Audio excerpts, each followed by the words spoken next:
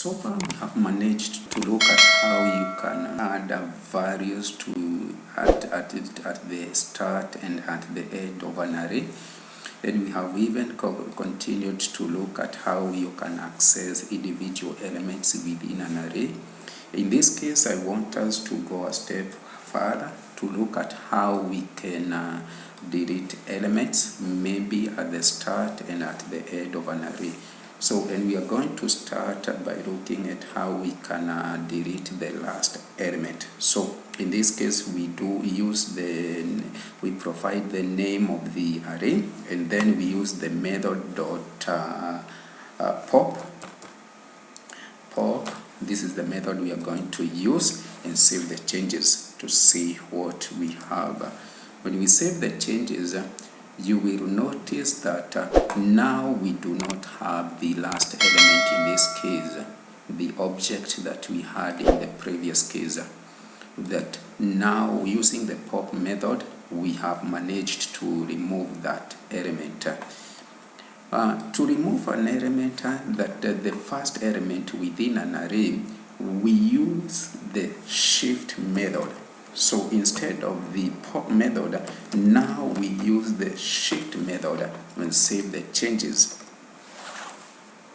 Now we have removed the first element. Notice that we have the last element because we have not removed it based on what we have done here. But we have managed to remove the first element, that is the 1.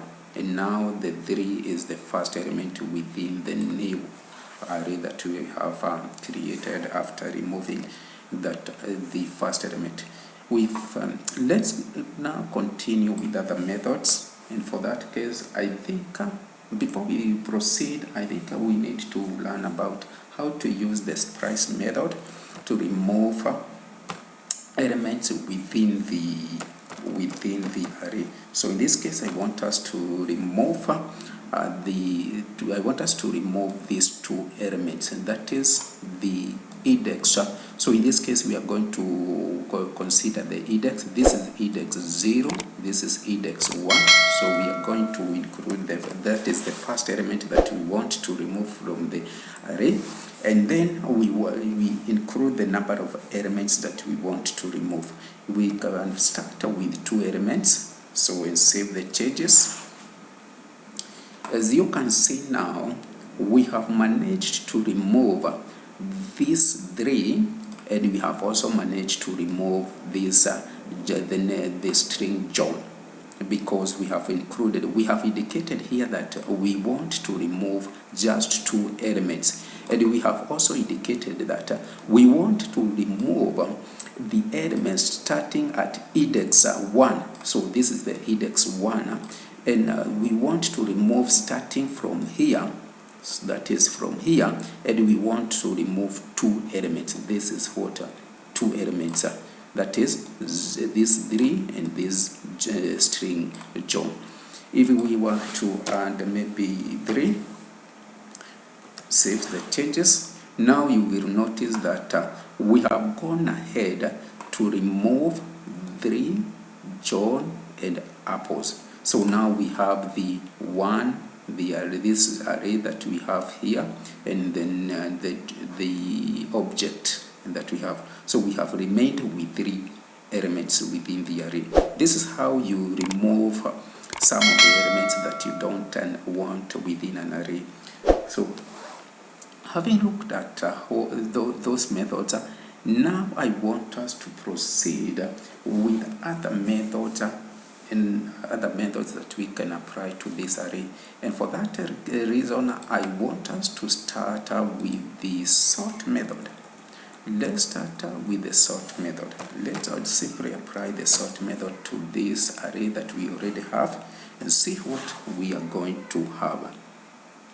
As you can see, the output is a bit mixed. So for that reason, it would be a good idea, maybe if we were to have different elements within this array, to see how they behave. Maybe let's start with an empty array. So this is what we are going to use. And for our case, let's start with numbers, because let's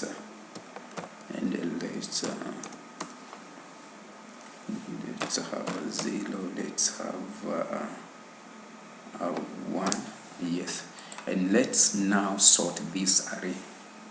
This is, as in the previous case, we are simply going to apply the method directly and save the changes. So after sorting this array, now you can see that it is in an ascending order. If we were to add another value here, maybe like a 2, and save the changes, you will notice that the sorted array is in an ascending order. So this is what a sort method does to an array. But because this is a simple example, and for that reason I would want us to look at how and what would happen if we were to have maybe a 20 within this array. Let's save the changes and see what would happen. Notice what we have now. Now we have the sort method indicates that the 20 is a bit smaller than 4.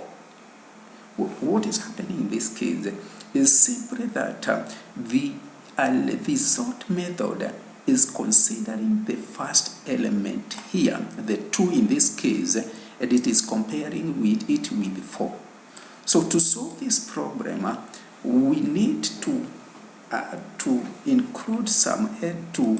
include a callback within the sort method to indicate what we want the sort method to do for us. In this case, the callback function in this case, we would have a value A and B, but the parameters A and B, and it would return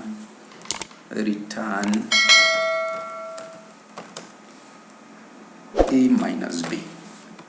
Then let's save the changes.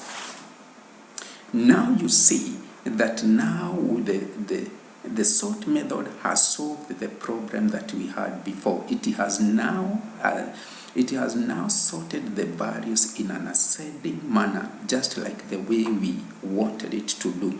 So if we were to have maybe, let's have a 10 here and save the changes. Now you will notice that the sorted output, the sorted array is in an ascending order as we expected. This is how you address this problem, and you can as well use the arrow method. In this case, we can remove the function, the keyword function, and use the arrow method in this case.